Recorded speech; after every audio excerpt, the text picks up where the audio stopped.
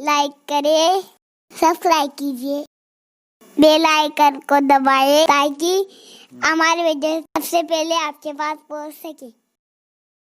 घरेलू ज़िंदगी प्यार मोहब्बत से कैसे गुजरेगी, उसका एक छोटा सा आसान नुस्खा आपको देना चाहता हूँ। सास बहू को भी, देवर भावज को भी, मियाँ बीवी को भी, बाप बेटे को भी, माँ बेटी को भी, सबके लिए एक खूबसूरत आसान नुस्खा है। बल्कि सिर्फ घरेलू नहीं, पूरी ज़िंदगी आपकी सुकून से गुजरेगी अगर इस नुस्खे पे अमल करेंगे। खुशी के लिए एक बात, लोगों से अपना हक मांगने की बजाय लोगों को हक देना शुरू कर दीजिए। आप हमेशा खुश रहेंगे और आपकी ज़िंदगी पुरसुकून रहेगी। हक मांगने का मतलब क्या है? जिस कुर्सी पर मैं बैठा हूँ, कोई आकर कहे चलो उठो कुर्सी दो, बोलो तनाज़ा होगा। मैं ना करूँगा तो कोई तो कहेगा ये कोई तरीका है। अगर मैं ऐसा जो है वो कोई आकर ये करे, उससे बेहतर है कि किसी को देखकर मैं खुद ये कुर्सी छोड़ दूँ, आइए आइए बैठिए। तो मैं समझता हूँ कि मैंने जब उसको उसका हक दे दिया तो ना बैठे हुए लोगों को कोई एतराज़ होगा और ना आने वाला खुद से मांगेगा। मसाइल ये हो रहे हैं, हर आदमी आज अपना हक मांग रहा है, हक देने के लिए कोई तैयार नहीं है। तो हक मांगने की बजाय हक देते रहिए, इंशाअल्लाह ताला आप मकबूल होते रहेंगे। और बात यह है, अगर आप किसी बंदे को अपनी जगह पर बिठाते हैं तो आपने उसको कुर्सी दी है, आपने उसको जगह दी है। आपने उसको जगह कहाँ दी है? ज़मीन पर दी है। आपने उसको कुर्सी कहाँ दी है? ज़मीन पे दी है। आपने उसको गिफ्ट कहाँ दिया? ज़मीन पे दिया है। आपने उसको पैसा कहाँ दिया? ज़मीन पे। ये सब चीज़ें देकर आपने उसके दिल के अंदर अपनी जगह बना ली है। अब आप मुझे बताएं कि चंद गज ज़मीन देकर अगर दिल में जगह बनती है तो कितनी बड़ी बात है अपने लिए। इसलिए मेरी गुजारिश है, बंदा हक मांगने की बजाय हक देना शुरू करे। और ये इस्लाम है, इस्लाम यही है, हक मांगने की बजाय हक देना शुरू करो। और हर बंदा अपना अपना हक देना, अपने अपने एतबार से हक देना शुरू करेगा तो हर हकदार को उसका हक मिलता रहेगा। झगड़ा नहीं होगा, फसाद नहीं होगा। इख्तिलाफ कहाँ होता है, टेंशन कहाँ होते हैं? जब बंदा मांगता है, देता नहीं है। देने वाले बनो, इसलिए कि इस्लाम मांगने वालों का नहीं बल्कि देने वालों का मज़हब है। प्यार मांगिए नहीं, प्यार दीजिए। जब आप प्यार दोगे तो आपको प्यार खुद ही मिलेगा। और जो है वो आप देखें कि अल्लाह के रसूल अलैहिस्सलातु वस्सलाम जब ऐलान नबुव्वत करते हैं तो अक्सर मक्के वालों के हाथ में पत्थर थे और हुज़ूर अलैहिस्सलाम के पास प्यार था। क्या हुआ? पत्थर मारने वाले ग़ुलामी में आ गए। फ़ारूक आज़म के हाथ में तलवार थी, उस वक्त भी हुज़ूर दुआई कर रहे थे। ठीक है, इसी तरह से इकरमा चेहरा देखना पसंद नहीं करते थे, हुजूर के पास उस वक्त भी प्यार ही था। तो पता चला प्यार देते रहो, दुश्मन खुद ब खुद कदमों में आते चले जाएंगे और दुश्मनी का ख़ात्मा होता रहेगा। इसलिए मेरी गुजारिश है कि दुश्मनों को अपना बनाने के लिए प्यार और मोहब्बत से बड़ा कोई हथियार नहीं होता। इसलिए मेरी गुजारिश है, घर में भी प्यार से रहिए, मोहब्बत से रहिए और एक दूसरे के साथ अच्छा सलूक कीजिए। अल्लाह ताला से दुआ है कि अल्लाह ताला जो है वो हम सबको ख़ुदकुशी से महफूज रखें।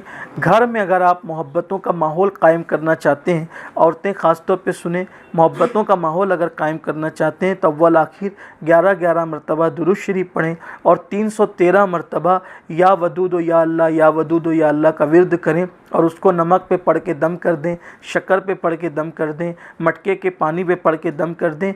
जो भी पिएगा आपस में मोहब्बत और प्यार पैदा हो जाएगा इंशाअल्लाह तबारक व तआला।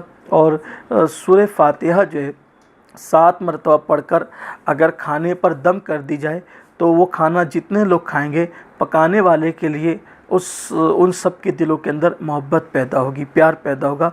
और अल्लाह का शुक्र है कि इससे बड़ी चीज़ क्या हो सकती है, बल्कि उस खाने में शिफा भी हो जाएगी।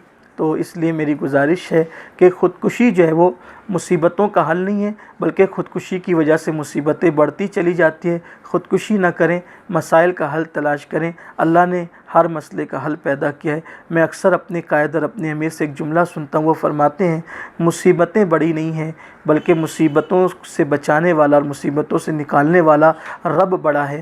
تو ہماری نظر مصیبت پر نہیں ہونی چاہیے بلکہ مصیبتوں سے بچانے والے رب پر ہونا چاہیے۔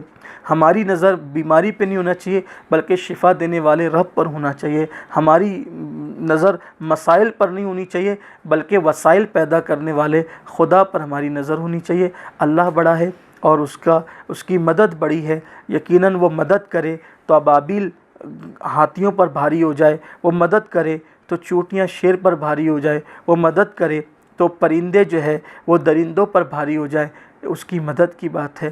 وہ مدد کرے تو اللہ اکبر صدیوں سے پسنے والے بنی اسرائیل فرعونیوں پر بھاری ہو جائے۔ وہ جس کی مدد کرتا ہے بس اللہ کی مدد طلب کیجیے۔ اور ٹینشن اور ڈپریشن سے نکلنے کے لیے بہترین وظیفہ ہے کہ روزانہ 100 مرتبہ لا حول ولا قوت الا باللہ العلی العظیم پڑھیں۔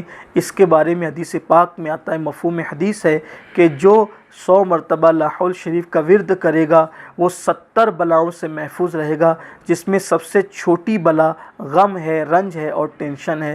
یعنی سب سے چھوٹی بلا یہ ہے تو بڑی بلائیں کیا ہوگی؟ تو لا حول شریف کو لازم پکڑیں، انشاءاللہ اس کی برکت ہوگی۔ پھر اس کے بعد ہر مرتبہ بلکہ ہمیشہ باوضو رہیں۔ جو باوضو رہتا ہے اللہ اس کے دل کو سکون اور قرار عطا کرتا ہے، بلکہ حدیث پاک میں آتا ہے کہ باوضو رہنے والا اللہ کے قلعے میں محفوظ ہو جاتا ہے۔ بادشاہ کے قلعے میں جو محفوظ ہو اس کا کچھ نہیں بگڑتا، جو اللہ کے قلعے میں محفوظ ہو اس کا کون کیا بگاڑ سکتا ہے؟ اس لیے ہمیشہ باوضو رہنے کی عادت بنائیں۔ اور یوں بھی اور سب سے بڑا وظیفہ زندگی کو خوشگوار اور خوبصورت بنانے کا، درود پڑھتے رہیے اور زندگی کو خوشگوار بنائیے۔ میرے آقا علیہ السلام کے فرمان کا مفہوم ہے، جو مجھ پر کثرت سے درود پڑھے گا اللہ اس کے دنیا کے بھی غموں کو دور کر دے گا اور آخرت کے غموں کو بھی دور کر دے گا۔ درود پڑھیے، ہر درد کی دوا ہے، صلی علی محمد، تعویذ ہر بلا ہے، صلی علی محمد۔ ان کا نام لیتے رہیے، یہ نام کوئی کام بگڑنے نہیں دیتا، بگڑی بھی بنا دیتا ہے۔ سب نام محمد۔ حضرت یونس مچھلی کے پیٹ میں نام محمد لیں تو مچھلی کے پیٹ سے نجات ملے۔ حضرت نوح کشتی سے نام محمد لے تو کشتی کو کنارہ ملے۔ حضرت آدم 200 سال تک روتے رہیں اور نام محمد لیں تو اللہ ان کی توبہ کو قبول فرماتا ہے۔ یہ وہ نام ہے جس نے ہر مرتبہ مشکل کشائی کی ہے۔ آئیے ہم اس نام کو پڑھتے رہیں، اور یہ نام والی ایسی ذات ہے سبحان اللہ کہ فریاد امتی جو کرے حال زار میں، فریاد امتی جو کرے حال زار میں، ممکن نہیں کہ خیر بشر کو خبر نہ ہو۔ اور اللہ اکبر، یہ نام لینے والا قیامت کے دن بھی پل صراط سے آسانی سے گزر جائے گا۔ جب پل صراط آسان ہو جائے گا اس نام کی برکت سے، تو کون سا آخر صراط ہے، کون سا راستہ ہے جو اس نام کی برکت سے آسان نہیں ہو سکتا؟ سب آسانیاں ہو جائے گی۔ اور امام اہل سنت نے بہت خوبصورت بات کی، ان کے نثار کوئی کیسے ہی رنج میں ہو، جب یاد آ گئے ہیں سب غم بھلا دیے ہیں۔ ہمارے لیے بڑی مشکل یہ ہے، ہم فلمیں دیکھ کر زندگی گزارنے کا طریقہ سیکھتے ہیں، ہم سیریل دیکھ کر زندگی گزارنے کا طریقہ سیکھتے ہیں۔ فلمیں اور سیریل دیکھ کر زندگی گزارو گے تو پھانسی کے پھندے پر لٹکنے کا پلان بناؤ گے، اور مصطفیٰ جان رحمت کی زندگی دیکھ کر زندگی گزارو گے تو انشاءاللہ خود بھی بلاؤں سے بچو گے اور دوسروں کو بھی خودکشی سے بچا سکو گے۔ ہم سیریل اور فلمیں دیکھ کر زندگی گزارنے کا طریقہ سیکھنے والی قوم نہیں ہے، اس لیے کہ ہمارے لیے تو حضور کی زندگی ہے۔ لقد کان لکم فی رسول اللہ اسوۃ حسنہ، کہ تمہارے لیے تمہارے نبی کی زندگی میں اسوہ ہے۔ کیا وہ اسوہ ہے کہ جو ہے وہ زندگی کے اندر مسکراتے رہو اور لوگوں کو مسکراہٹیں تقسیم کرتے رہو۔ کمنٹ شیئر ضرور کریے۔